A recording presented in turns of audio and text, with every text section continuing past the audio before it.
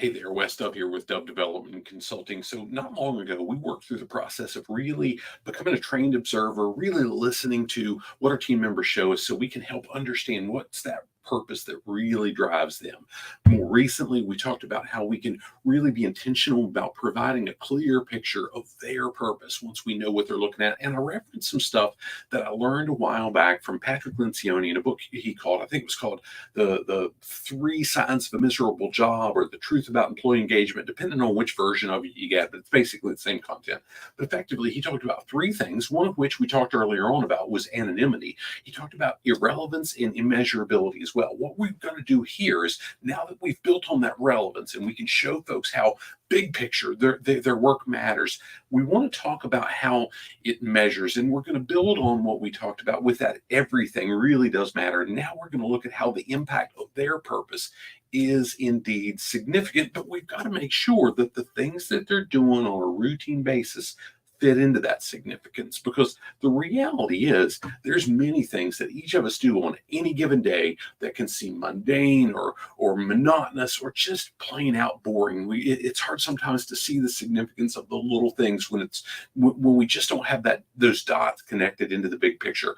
But that's critical for us to be able to do that with our teams. More specifically, we need to make sure that they understand how those little things that they're doing daily not just compound into the work that we're working to achieve as an organization, but how it really fits in that purpose, but also how it helps them. Because I've often heard John Maxwell say that, gosh, what we do for our personal growth, if we remain intentional about it, does indeed compound over time. So the things that we did 5, 10, 15, 20 years ago helps us move forward and helps us grow and be stronger today because of that. The same thing's true when we're working toward our purpose, and those little things do indeed compound. Now, our job, though, as leaders, is to be very, very specific in the how and the why, and make sure that as they're working to achieve it, they can see those pictures very, very clearly. What we're going to do next is we're going to start digging into what can we do to show them that we're helping them move forward to achieve both our organizational purpose and why that really matters, but also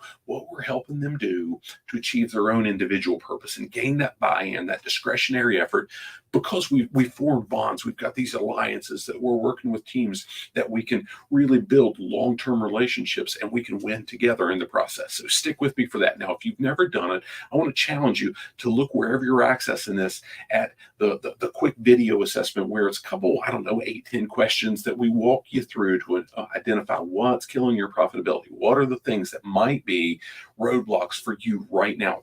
And depending on where you're at, it'll segment some different results, and it might give you access to a complimentary webinar that we do. It's on our website, but you can only access it in some specific ways. It might give you, suggest that you take a look at a digital course that we put together that we use with a lot of folks, especially when it's a one-on-one situation and it's low cost, but gives them access wherever they're at, whenever they need it, and so on. But it might have us have a conversation where we can chat through, hey, how can we best serve you individually, and what are the next best steps we can work with you on? Hope this serves you well. Look forward to your feedback and look forward to chatting with you more soon. Make it a great day, and God bless.